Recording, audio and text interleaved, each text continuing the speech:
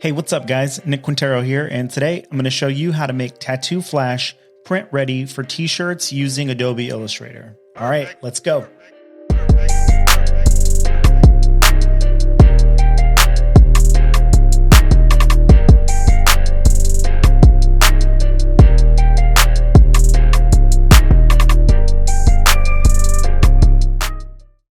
All right, so I recently went and got a tattoo from my friend Jim Haynes here in Dallas. Super dope, American traditional style, really good tattoo artist.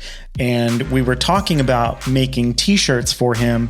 And so we started talking about how to make his Tattoo Flash print ready, considering, he uses watercolors and paints it on paper. And, he does use Procreate like a lot of tattoo artists are doing now. But I really wanted to focus on how to turn this traditional painting into a vector Illustrator file that's like completely print ready, that can just be sent to the printer and be ready to go. All right, so for the sake of time, I'm just going to start with one piece here. I'm going to do this dragon, and I'm just going to take a screenshot and paste that here into my Illustrator file. Let's go ahead and shrink it down. So I've made this file that's 12 inches by 18 inches because that's generally a good size for the print area on a t-shirt. So that's usually where I start, but of course it's vector, so it'll work in any size. All right, I'm going to make this layer a template by double clicking it, checking template, but I'm actually going to change what my image dims to about 70%. I want to be able to see this.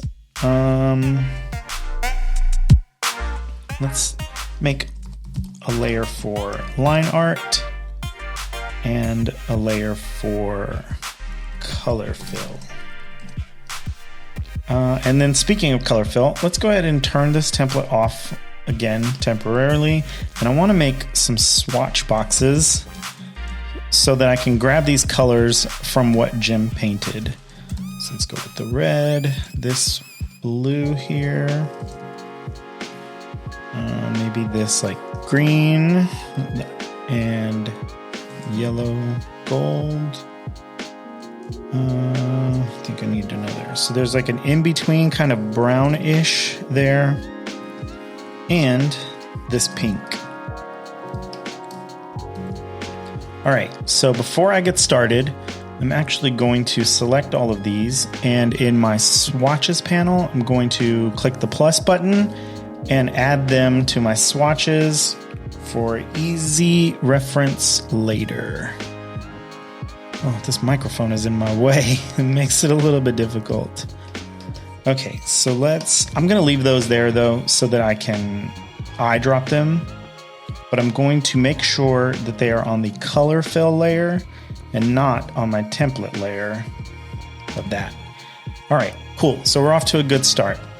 Now, I'm actually just going to start with these outlines. So I'm going to select my black, and I'm going to make sure that it's my stroke, and I'm going to set my cap to rounded and set my corner to rounded, and I'm actually just going to start drawing one of these lines here. So let's bump this stroke up to about 7 or 8 points. I think I'm going, actually, it's 10 too thick. Yeah, let's stick with 8. So I'm going to stick with about 8 points here.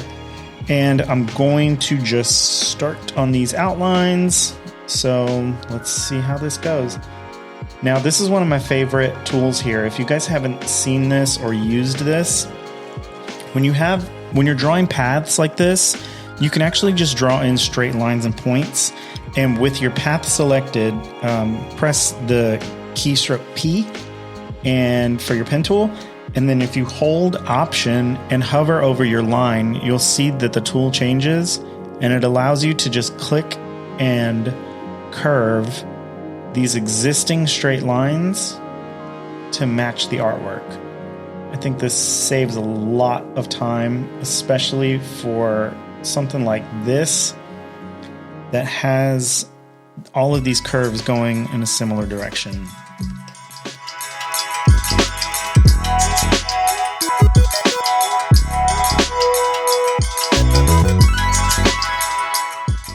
All right, so I'm just doing some very, very simple outline work here, and I will probably take some liberties on what these lines look like and the shapes that they're in, since I'm not actually trying to do this for a client. If you are tracing artwork for a client that is already drawn in their style, make sure that you follow it very closely so that it stays true to the original.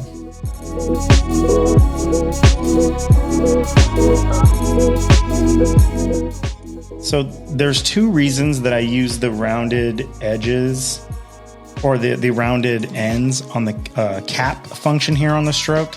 And one is that it looks a lot like the marker that he used to draw this. It has like a rounded tip on it. But also on points like this where these lines intersect, if this was a straight cap, here, let's show.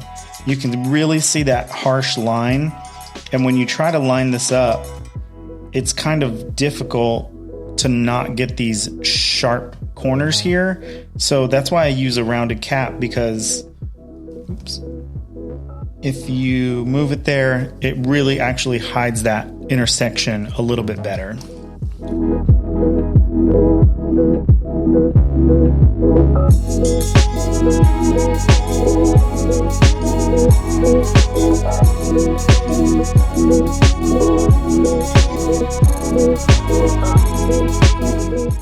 Sometimes when you have a shape that has a point here, it's actually better to start at the tip of the point and draw both sides of it separately like this.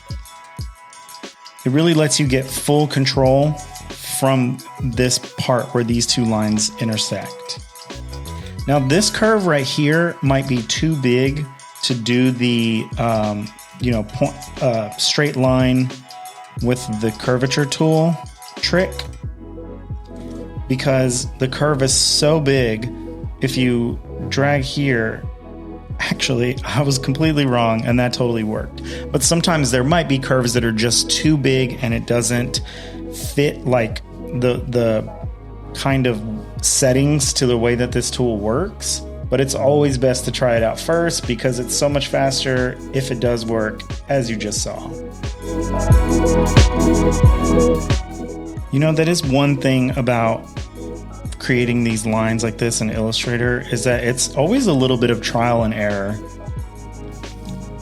I always have my fingers, ready to hit Command Z, because I imagine, every time I try something, there's a chance that it could go wrong or just not work or not give me the right angle on the lines and curves and things that I'm drawing.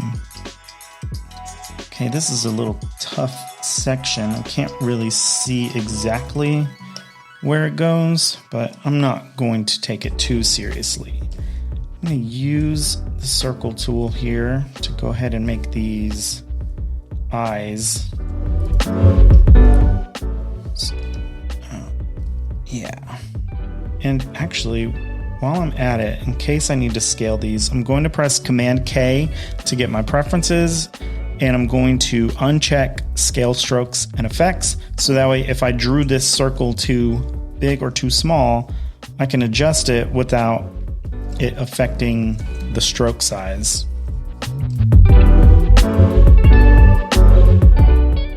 I accidentally hit Command S, and you know what? That's totally fine. Let's go ahead and save this. Tattoo Flash tutorial. Perfect.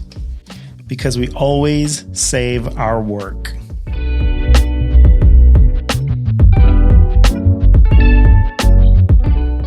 All right, that's totally fine. Let's go ahead and start drawing this horn thing so that we can connect that point there. You can always draw an outline and fix it later using these handlebars. And you will definitely see me do that a lot here. You see how that kind of has too sharp of a curve? Like it's not really as smooth as that one. So this is a good example of a situation where that doesn't work. So you have to kind of make your point in the middle there as well.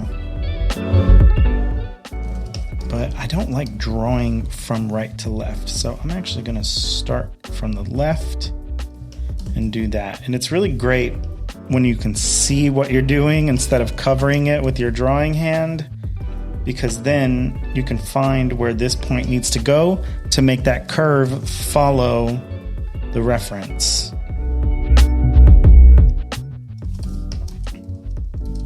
Great. All right, let's do this other one while we're here.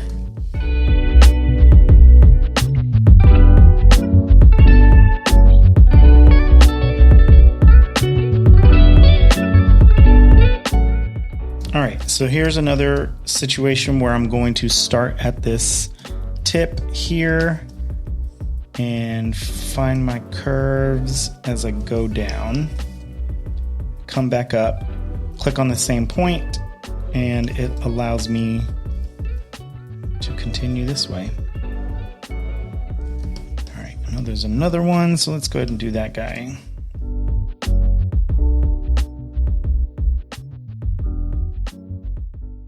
Cool, that's looking really awesome so far. All right, so since this one connects here and doesn't connect here, I'm gonna start with this line on this little pointy dragon here. It's interesting that it doesn't close. So sometimes whenever you need to close something that isn't going to connect to another point, I like to click out over to the side to get a good long straight line, and then just drag that point back in to make that intersect.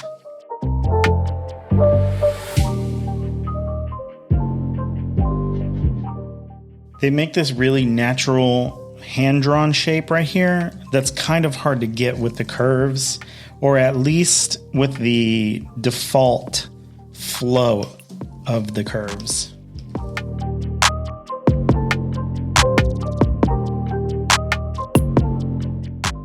So you see how all of these lines are like kind of becoming their own individual thing, and I'm not making solid shapes.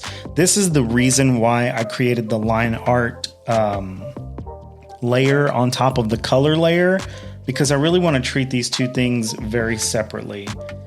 And I'll explain a little bit more of that here in a second.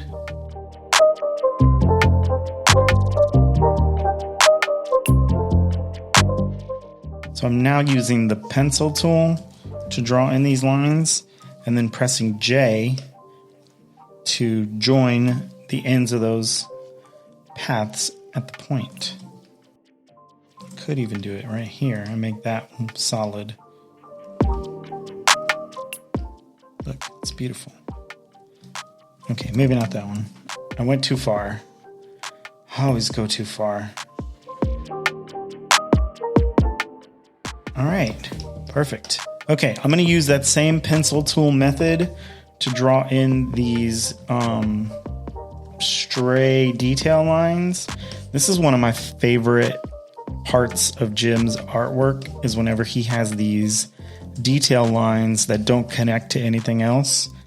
And actually, he had some on the tattoo that I got from him most recently, and it was like I could feel exactly where he was tattooing, but it didn't hurt or anything, and it was just some lines like this.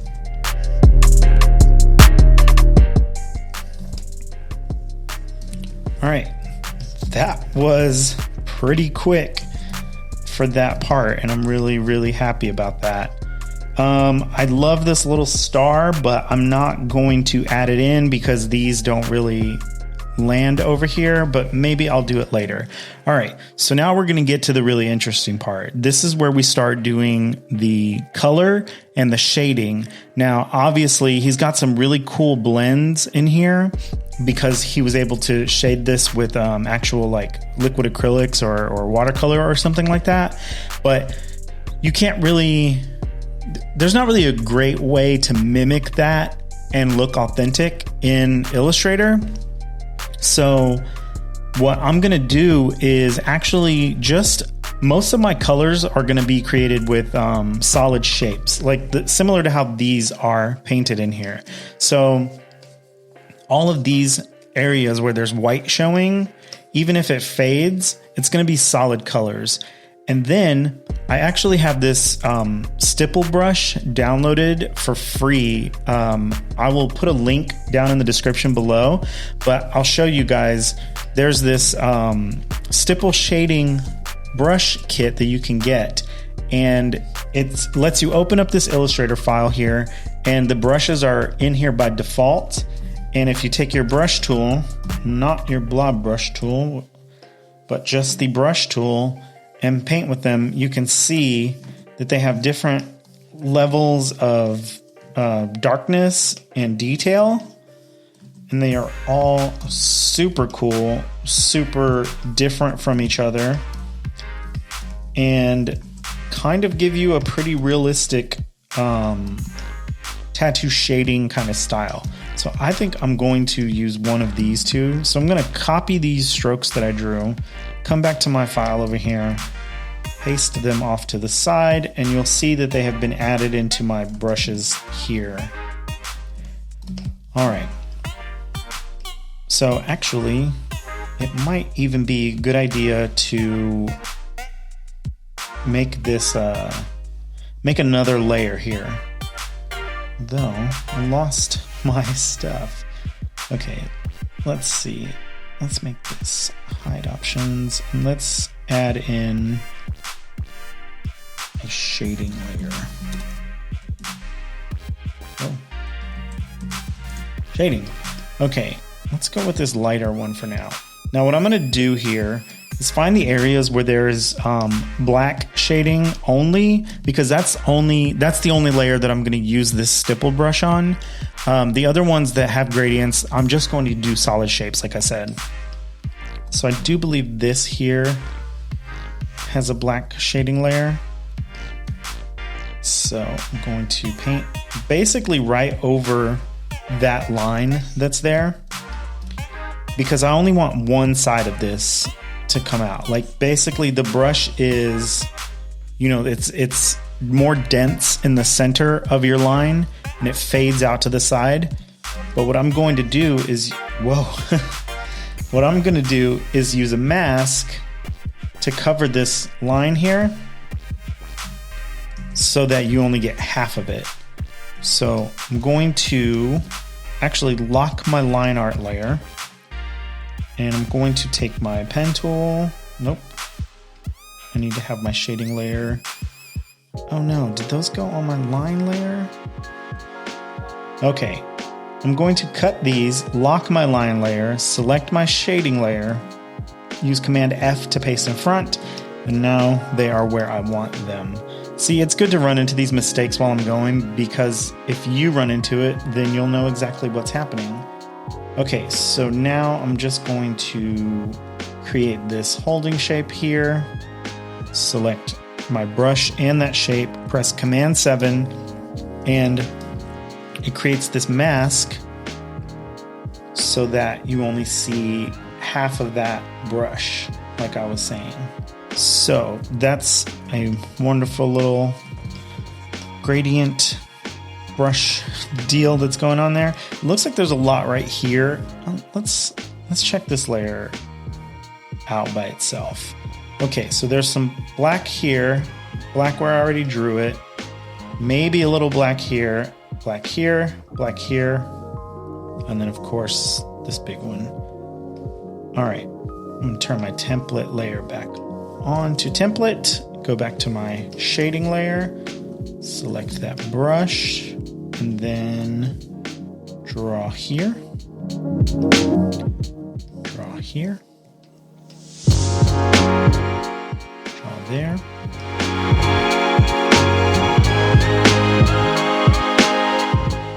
Beautiful. Let's make this follow that line a little bit more. If you select any path and select your pencil tool, you can redraw and adjust that path. Okay, so this one's going to be a little bit trickier because it's actually pretty big. The area is a lot bigger. So I'm going to try to bump my stroke up one more point and see what that does. That's kind of what I was expecting, but let's draw a second line. I think that'll work. I'm going to select both of those and group them, because when we have to make a mask, we want to make sure that we're masking both of those. All right, so let's go in and start drawing our masks for these other shading areas.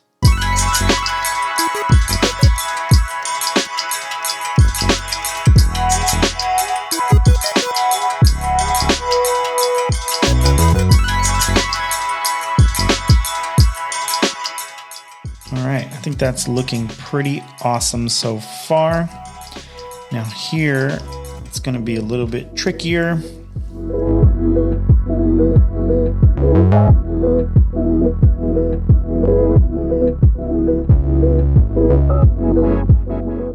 Alright, let's see. So I don't think it needs to go all the way out here where I did it. So I'm just going to try to reshape this path from here. And that should do it. I don't like being all the way out here though.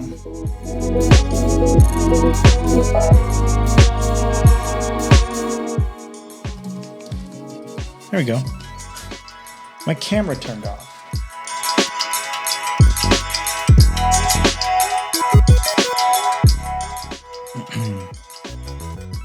Okay, I don't know how long the camera was off, but it probably doesn't matter because my audio was captured and you don't really need to see what I'm saying as I'm doing it. As long as the screen recording stays on, we're good.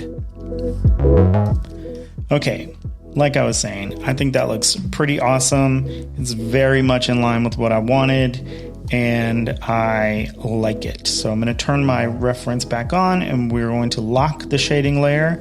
And we are going to start with the color fill. Now let's go ahead and do the pink first, since that is the smallest, easiest piece here. And there's some pink. All right, and then let's do some white to fill in these areas like the eyes and the teeth.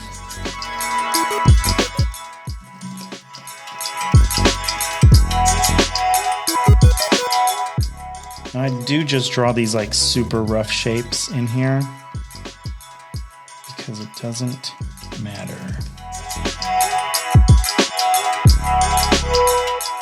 All right, so let's do the yellow.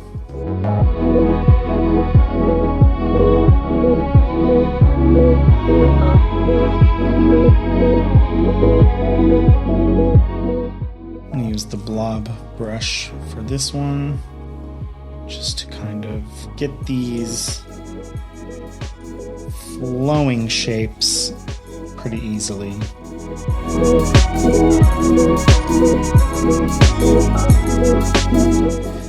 You know, doing this, I just realized that this whole time I've not been wearing my glove. What was I thinking? Gotta put on my drawing glove. Felt like a doctor. Bam! Alright. I think that's all the yellow. Let's move on to the red, because there's still some good solid areas here. Wow. Alright. So since this is shaded here already, we can fill in this whole section with red. Well, yeah, let's just do that. And then I'll move it to the back with Command Shift left bracket. Oh, but I didn't draw the white in on this tooth. See, I'm messing up, y'all. You guys are probably unsubscribing and unfollowing me on Instagram at NickQ. Okay, so now, instead of fading this red here, I'm actually just going to keep a solid white strip out there on the side. Make that red. And now, this is what that's going to look like. And I think it looks much better for this style than trying to make a gradient in Illustrator and printing it with halftones. I think it's just going to stay more true to the original style, similar to how these solid shapes are here. Like, I love the way that that looks, and that's what I'm going to do in here. So right here, we just kind of get like a little bit of a hard stop on that green color as it fades into the blue. So in this like main area or whatever this is, it doesn't really fade up here in these points.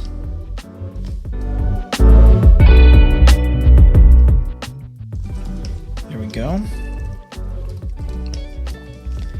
And let's go ahead and paint it in here. Up here, like so. Just in a little strip like that. And then we'll do something similar with this brown color on these horns. I actually am just going to do this with the blob brush as well, because it's a lot faster, albeit a little sloppier. But I like it. Bam. Look at that. That's beautiful. Cool. That looks awesome. All right. So now let's go ahead and do this blue.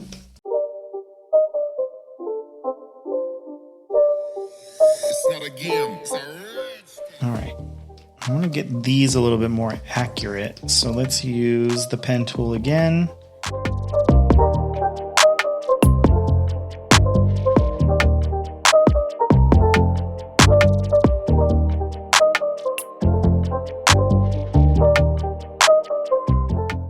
All right, that's really awesome. Whoa. That was weird. It was just drawing perfectly straight instead of where I was drawing on my Cintiq. All right, that's filled in. Let's do this shape. And we'll delete that inside, move that all the way to the back. Draw another shape here.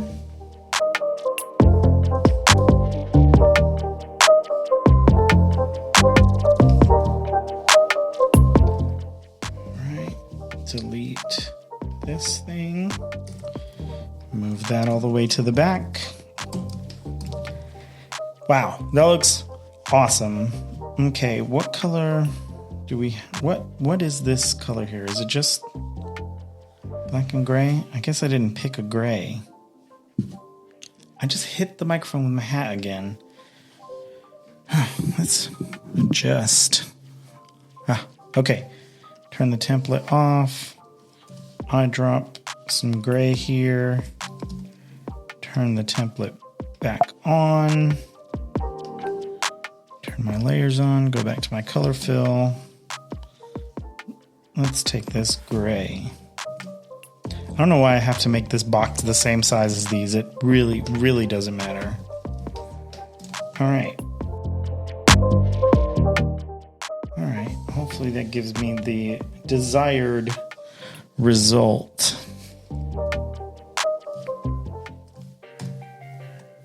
Okay, so I think on these inside parts of this dragon, I am actually going to create a white layer. Perfect. Because it looks like we need it right here.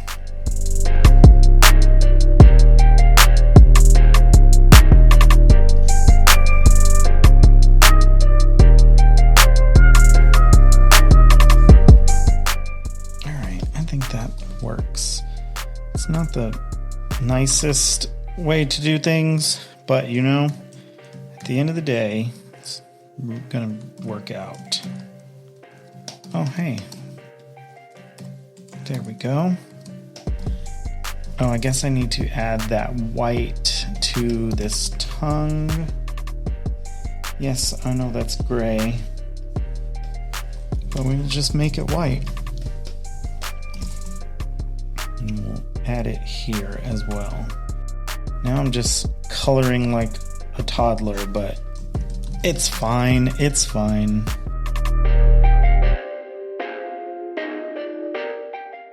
All right, so let's just double check that worked. I'm going to create another layer with I'm gonna make a background so we can see that I missed this part right here. So that is supposed to be blue. So let's go ahead and draw those in. Awesome. All right, so I'm gonna do something that I really didn't want to do, but I kind of want to try now just to see what it does. I want to take my brush here. Wait, is that the right one? I want to take whatever, this brush. Oh, it's locked. Stupid. This brush on my color fill layer, take that green and paint it there. It didn't say green. Oh, it's not letting me change the color. Well, that kind of makes my decision for me unless I expand that, create a mask here for it, and take this color and paint, or eyedrop the green to make a little bit of a transition right there. I really didn't want to do that, but it kind of looks good, so I think I'm going to use that. Oh. I don't know what happened. It's just trying to change the shape of this mask. And it is not letting me, so I guess I'll just delete the mask and draw a new one. There we go. So it's a little bit smoother transition right there. I could take that brush and do that here too, but I'm not going to. I don't want to do that. I think this looks good the way it is. Let's make sure I didn't miss anything else. Oh, come on, turn that on. Yeah, look, see, I'm glad I looked because I did not fill in the white parts there.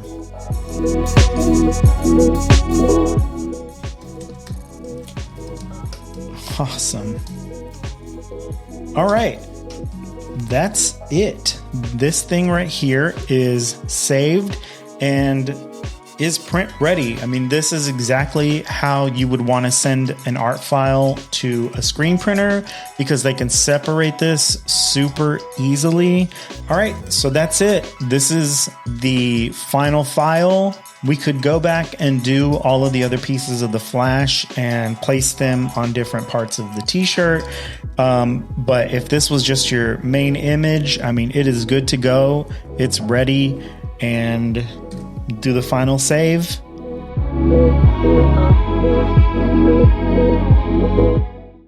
All All right, you guys, I hope you enjoyed this tutorial. I hope that you learned some stuff about how to create print-ready art from hand drawings and paintings, specifically Tattoo Flash. Don't forget to check the link below to those stipple brushes. And don't forget to hit subscribe. If this is your first time watching my videos, I do a lot of apparel and screen printing, t-shirt related Photoshop and Illustrator tutorials. So yeah, subscribes are much appreciated. Likes are super helpful. And also hit that little bell if you want to be notified whenever I release a new video. All right, I think that's it for this one. Thank you guys, and I'll catch you on the next one. Later.